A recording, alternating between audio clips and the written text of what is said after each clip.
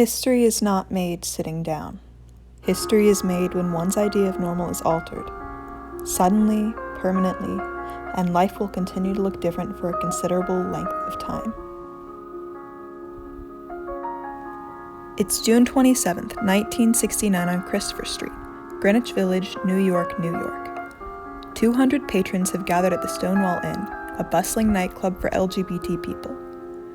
Political action and protests were common during this time. However, these people were here to have fun.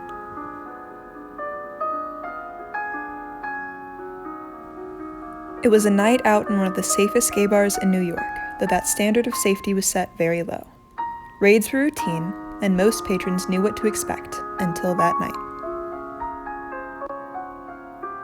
The New York Police Department arrived and were immediately met with resistance, mainly by those in drag, who were often referred to as the Queens. It was an unprecedented scene. The officers didn't take these people seriously, and that was a mistake.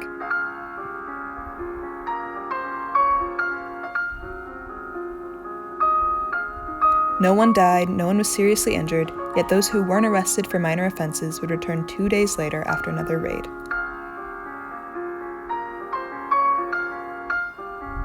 The Stonewall had reopened the following night, without alcohol this time, as that was the only legal issue presented to them. Police returned, riot police, with tear gas and batons. The crowd dispersed into the late hours of the night.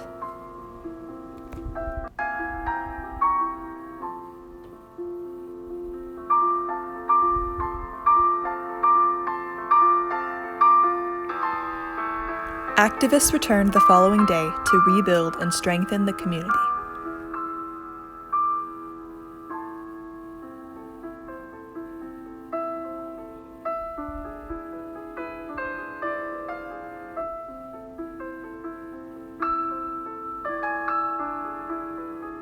News coverage was extremely harsh on the individuals who fought for their rights during the raids.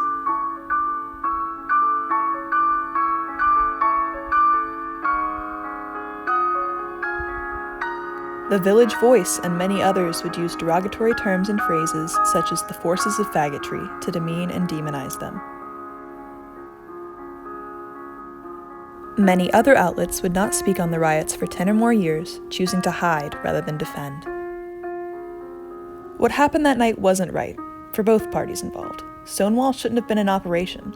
They lacked a liquor license, and it was a mafia-run establishment for the exploitation of queer people. The police force was also in the wrong. This was a clearly planned attack on LGBT people, intending to arrest and out them.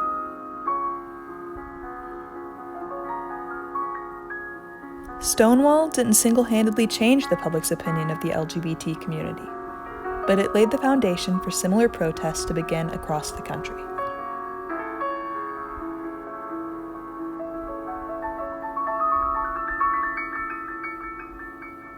Within months, similar events were occurring across the nation. Many people felt that they were finally in a position to be heard and make change.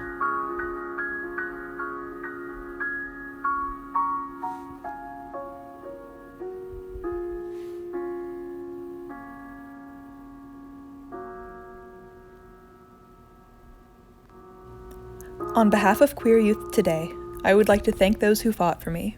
I can kiss who I want because people 50 years ago were tired of submitting. Change doesn't happen overnight, but together we can impact the lives of our children and grandchildren.